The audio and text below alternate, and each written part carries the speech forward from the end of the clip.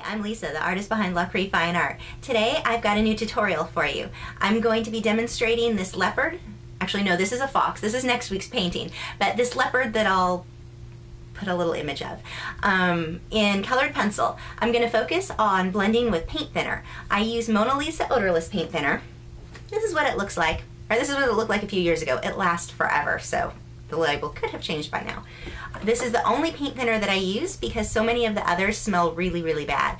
This one's fairly inexpensive and it works great. This was completed using Prismacolor colored pencils on an 8x10 piece of vellum paper. I have new painting and drawing videos every Wednesday, so make sure you subscribe and follow me on Facebook and Twitter to keep up with my newest work. I'm starting this off by layering several different shades of green into the background. This will take about 2 or 3 layers, each being blended out with paint thinner and a paintbrush before it is complete. I like to lay down my lighter colors first when working in colored pencil. For my trees and other dark areas, I start with a dark brown. I will later go back over them with black. I use an olive green to create the darker mossy areas hanging from the trees. A darker green is used on areas of the forest floor and touches of the upper areas of the trees. Now that I have my general colors laid down for the background, I'm adding more black to the tree trunks and portions of the ground. You can see that at this stage it looks as though it was completed in crayon. The paint thinner that I will now brush over the entire background takes care of that look.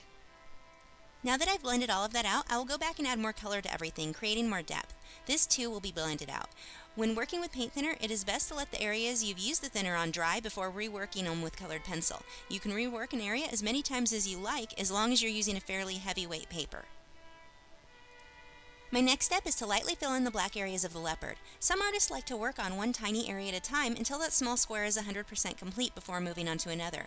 I prefer to work very much how I paint, working on larger chunks at a time, skipping around. One method is not necessarily better than another in this, it just comes down to what works best for you.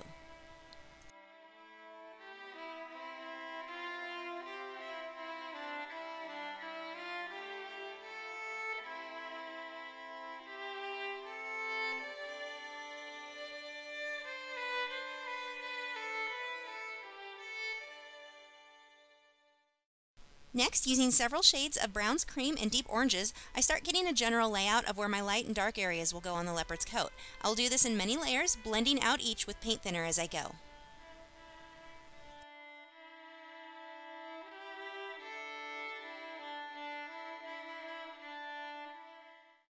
I have about 5 synthetic brushes of different shapes that I like to use when working with paint thinner on colored pencil. You'll want to play around with the different brushes yourself to see what effect each one has when blending.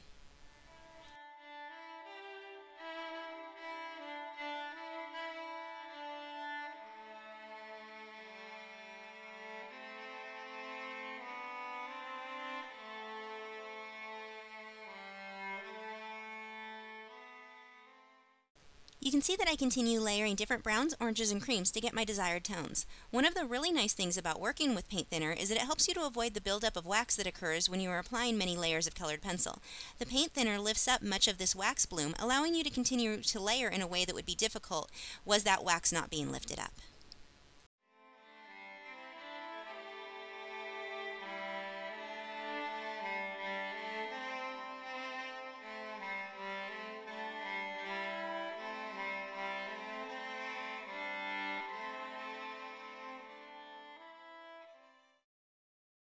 My initial dark spots were put in more as placeholders. I'm now going back in and darkening them all up. I did not want the black applied too heavily before because it would have mixed in with my first lighter layers of browns and oranges when I blended them together with the paint thinner, giving me a very muddied look.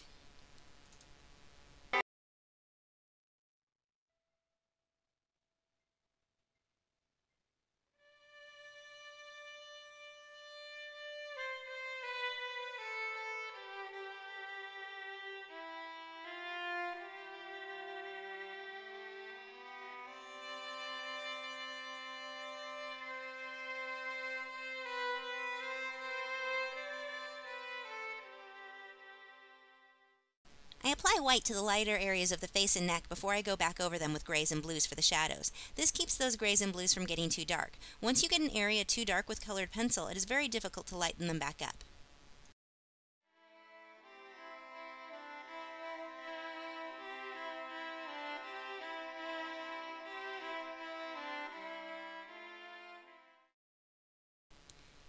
I'm going around the entire leopard, cleaning up the spots and other dark areas with black.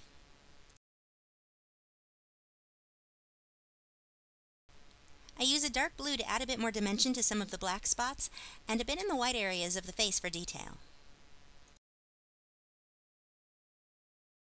I'm now adding dark brown over some of the darker areas of the leopard's coat.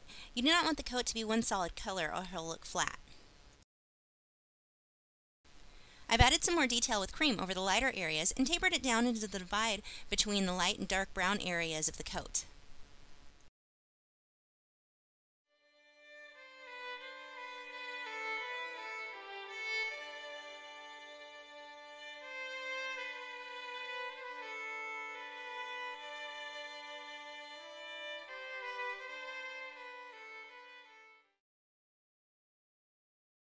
I use the electric eraser to pull up areas of colored pencil. The electric eraser can do what a regular eraser cannot with colored pencil as far as detail goes.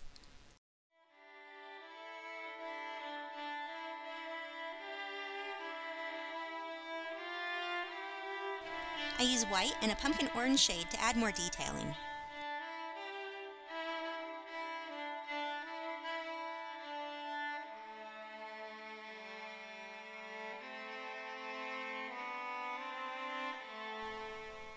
My last step is to spray the entire piece with a workable fixative. I then use white ink and a paintbrush to paint in the whiskers and a few more details like the fringe on the ears and the hair on the chin and around the neck.